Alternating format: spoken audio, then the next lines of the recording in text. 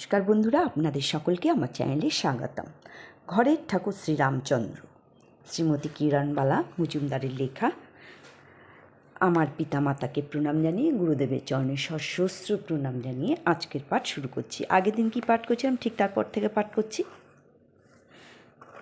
আর একবার ঠাকুরের বেশ ঠান্ডা লেগেছে।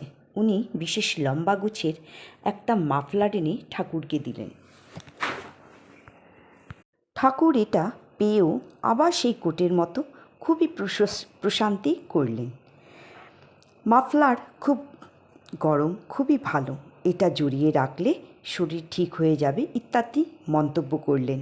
অনেক পাক দিয়ে মাথায় গলায় খুব করে সেটা জড়িয়ে রাখলেন 2-3 দিন।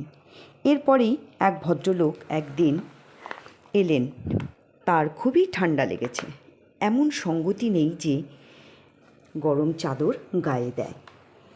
তিনি ঘরে আসতেই ঠাকুর মাফলারটা নিয়ে তাকে দিয়ে বললেন সেটা ভালো করে গলায় মাথায় জড়িয়ে রাখতে। ইচ্ছাময় ঠাকুর, আমাদের ইচ্ছার উদ্রেক শুধু ভক্তের প্রয়োজনে। এমন হয়েছে, আশ্রিতদের কেউ অত্যন্ত আর্থিক দুরবস্থায় পড়েছে, ঠাকুরের কাছে মনে মনে দুঃখ জানিয়েছে। তখন ঠাকুরকে প্রণাম করে টাকা করে কেউ বড় একটা দিত না। তার নিজের কাছে টাকা নেই, অথচ দূর থেকে মনে মনে আশ্রিতদের প্রার্থনা তার কানে পৌঁছেছে। তিনি আর কি করেন, অতি সংকোচের সঙ্গে কারুর কাছে পৌঁছেছে। তিনি আর কি করেন, অতি সংকোচের সঙ্গে কারুর কাছে চাইতেন 2-5 টাকা। 2-1 সময় কথাও বলেছেন, আমি রোজগার করি না, আপনাদের দয়ায় চলে। ঠাকুরের টাকা চাইবার সময় যেন ওই ভাবটাই ফুটে ওঠে। তিনি কৃপাপ্রার্থী। অন্নপূর্ণার ভাঁড়ার যার ভাঁড়ারের কাছে তুচ্ছ, তিনি কিনা কৃপাপ্রার্থী। এমনভাবে টাকা সংগ্রহ করে ঠাকুর নিজেই গিয়ে পৌঁছে দিয়ে এসেছেন। আশ্রিতবর্গ তার সেবা করেননি।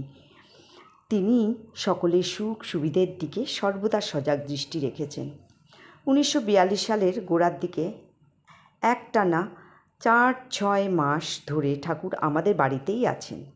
তখন দেখতাম প্রায় সর্বদাই তিনি একটা গুপ্ত প্রেস পঞ্জিকা খুলে সত্যনারায়ণ পাঁচালি পাঠ করতেন, আর মাঝে মাঝেই বলতেন, কলিকালে সত্যনারায়ণ জাগ্রত। সত্যনারায়ণের সেবা ছাড়া জীবের মুক্তি নাই। আপনারা সকলে সত্যনারায়ণের সেবা করেন। ঠাকুরের এই কথা সত্ত্বেও তখন কেউই সত্যনারায়ণে মন দিত না। তবে শুনেছি আশ্রিতদের মধ্যে 2-1 জন 1942 সালের পূর্বেও ঠাকুরের মুখে ঈশ্বর সত্যনারায়ণের সেবার কথা শুনেছেন এবং ঠাকুরের নির্দেশে ঈশ্বর সত্যনারায়ণ পূজা করেছেন। ক্রমে ঈশ্বর সত্যনারায়ণ সেবার প্রচলন ভক্ত মহলে বহুল হয় এবং সত্যনারায়ণ যে ঠাকুরেরই অংশ সে সম্বন্ধে আর কারোরই কোনো সংশয় থাকল না। যখন কয়েক বছর পরে ঠাকুর নিজ হস্তে আমার স্বামীকে, অর্থাৎ লেখিকার স্বামীকে চৌহুমনি থেকে, মানে নোয়াখালী জেলা থেকে 5 টাকা পাঠিয়ে লিখেছিলেন, কুঞ্জবাবুর জন্য দয়া করিয়া এই তোমার শিরনি 5 টাকা গ্রহণ করিবা, ইতি দয়াময় সত্যনারায়ণ।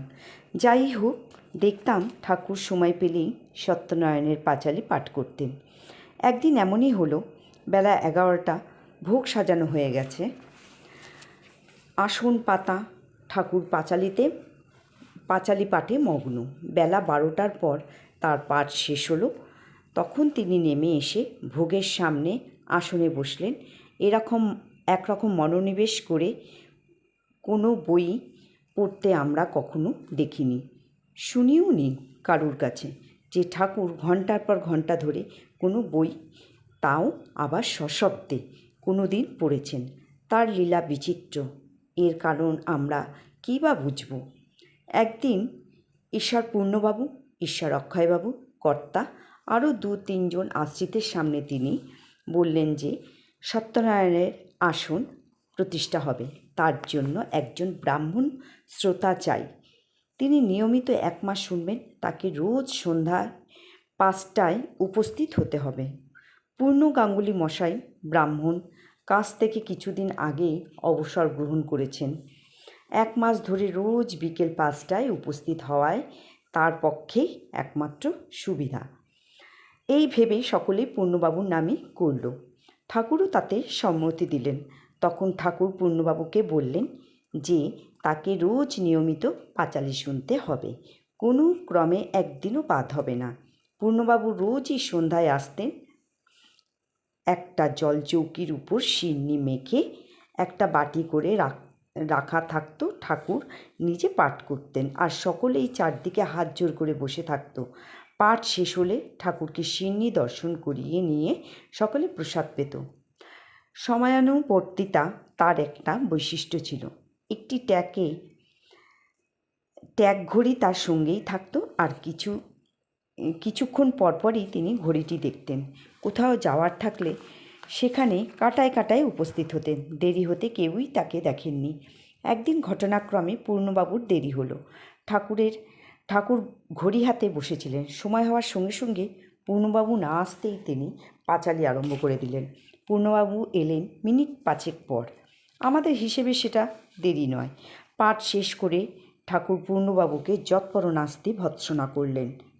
উপস্থিত অক্ষয়বাবু, কর্তা এবং অন্যান্য সকলে বললেন, কথা ঠিক নেই, এমন লোক কেন ঠিক করলেন? পরে একদিন তিনি কর্তাকে বলেছিলেন, দেখেন না পূর্ণবাবু কেমন আইসা বইসা থাকে। পূর্ণবাবুর আর বেশি দিন নাই। পূর্ণবাবুর প্রশংসা করলেন। আমাদের মনে হলো হয়তোবা এর জন্যই, মুক্তির আগে নির্মল করার জন্যই তাকে প্রধান শ্রোতা করলেন। এর কিছুদিন পর পূর্ণবাবুও মুক্তি পেলেন। তো বন্ধুরা, আজকের মতো পাঠকে এখানেই বিরাম দিলাম।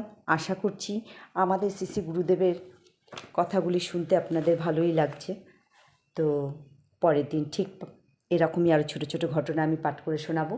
আজকের মতো পাঠকে এখানেই বিরাম দিলাম। নমস্কার।